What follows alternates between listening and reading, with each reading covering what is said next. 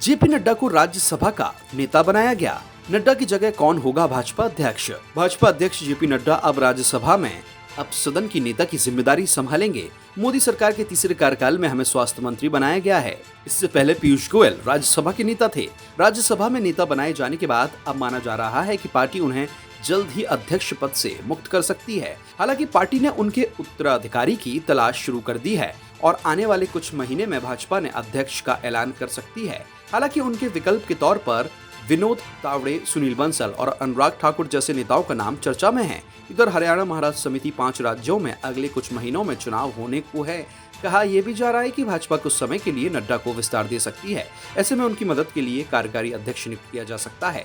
हाल ही के सालों में नड्डा का कद बढ़ा है और वह प्रधानमंत्री नरेंद्र मोदी के भरोसेमंद सहयोगी भी हैं। अध्यक्ष पद के लिए यूं तो पार्टी के कई नाम हैं, लेकिन संघ की सहमति के बाद ही इस पद पर किसी को बिठाया जाएगा। हरियाणा में सरकारी नौकरियों में 5 नंबर का बोनस असंवैधानिक, नौकरी पाने वालों के सिर पर लटकी तलवार। हरियाणा में सरकारी भर्ती परीक्षा में सामाजिक आर्थिक आधार पिछड़े उम्मीदवारों को 5 बोनस अंक दिए जाने के फैसले पर सुप्रीम कोर्ट ने रोक लगा दी है। सोमवार को दिए फैसले में कोर्ट ने कहा यह असंवैधानिक है। हरियाणा की खट्टर सरकार ने नौकरियों में सामाजिक व आर्थिक आधार पर पिछड़े आवेदकों को 5 बोनस अंक देने पर फैसला किया था।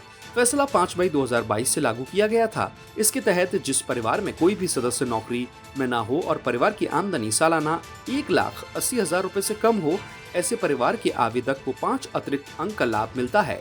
हरियाणा सरकार ने कर्मचारी चयन आयोग के कॉमन एलिजिबिलिटी टेस्ट में 1,80,000 सालाना इनकम वाले परिवारों को बोनस अंक का लाभ दिया था।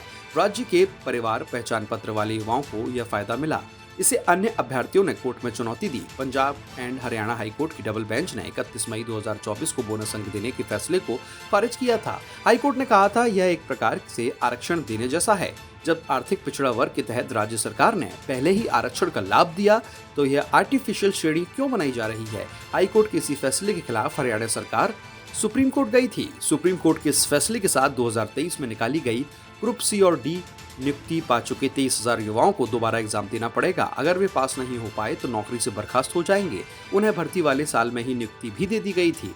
मुश्किल में है हरियाणा सरकार।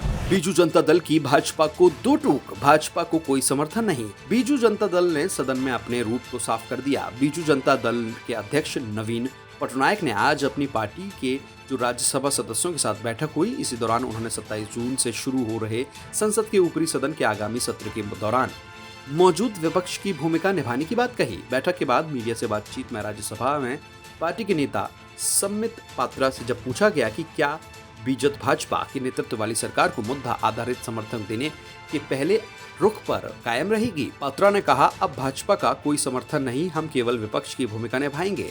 उड़ीसा के हितों की रक्षा के लिए हम किसी भी हद तक जा सकते हैं।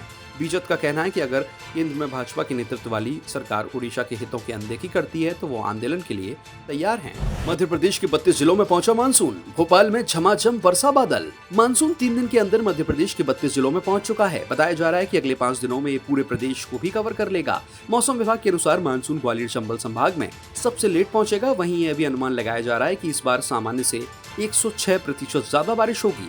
25 से 26 जून के बीच स्ट्रॉन्ग एक्टिव सिस्टम होगा, जिससे पूरे प्रदेश में मानसून छा जाएगा। इससे पहले रविवार और सोमवार की रात को भोपाल, इंदौर, उज्जैन और जबलपुर समेत प्रदेश के 17 जिलों में बारिश हुई। वहीं भोपाल में 1.7 इंच बारिश दर्ज की गई। पिछले 24 घंटों में खासकर रविवार की रात में निवाड़ी जिले को छोड़कर प्रदेश में आंधी, बारिश और गरज चमक की स्थिति रही। वहीं 17 से अधिक जिलों में तेज बारिश भी हुई। वहीं आज ग्वालियर का मौसम भी बदला बदला से दिखाई दिया। सुबह तेज धूप और उमस से लोग परेशान थे, तो वहीं शाम होते होते मौसम का मिजाज बदला और आसमान में बादल छाए और झमाझम बारिश हुई, जिससे शहरवासियों को इस बारिश से तपती धूप और गर्मी से राहत मिली। ट्रेन हादसा, आतंकी हमला और नीट घोटाला। राहुल गांधी ने एनडीए सरकार के 15 दिनों का मांगा हिसाब। कांग्रेस नेता राहुल गांधी ने एनडीए सरकार के पहले 15 दिनों का हिसाब मांगा। उन्होंने सरकार की 15 दिनों के प्रदर्शन पर सवाल उठाए हैं। उन्होंने एक्स पर पोस्ट कर सरकार की कमियों को उजागर किया। अपनी पोस्ट में उन्होंने ट्रेन दुर्घटना, कश्मीर में आतंकी हमले से लेकर नीट पर मचे घमासान का हवाला दिया। राहुल ने कुल 10 मुद्दे उठाए। उन्होंने कहा साइकोलॉजिकल बैकफुट पर नरेंद्र मोदी बस अपनी सरकार बचाने में व्यस्त हैं। उन्होंने दूध, दाल, गैस की ओर महंगे होने और हीट वेव से बचने के माकूल इंतजाम न होने से हुई मौतों पर भी सवाल उठाए हैं। कांग्रेस नेता ने अपनी पोस्ट में लिखा, नरेंद्र मोदी जी और उनकी सरकार का संविधान पर आक्रमण हमारे लिए स्वीकार नहीं है। इसे हम किसी हाल में नहीं होने देंगे। इंडिया का मजबूत विपक्ष अपना दबाव जारी रखेगा, लोगों की आवाज उठाएगा और प्रधानमंत्री को बिना जवाबदेही बचकर निकलने नहीं देगा। वहीं उन्होंने संसद भवन परिसर में संवाददाताओं से कहा, प्रधानमंत्री नरेंद्र मोदी और अमित शाह संविधान पर हमला कर रहे हैं। हम संविधान पर इस हमले को नहीं होने देंगे। देश दुनिया की सभी खबरें देखने के लिए जुड़े रहिए आचरण न्यूज से। आचरण न्यूज, हर कदम आपके साथ।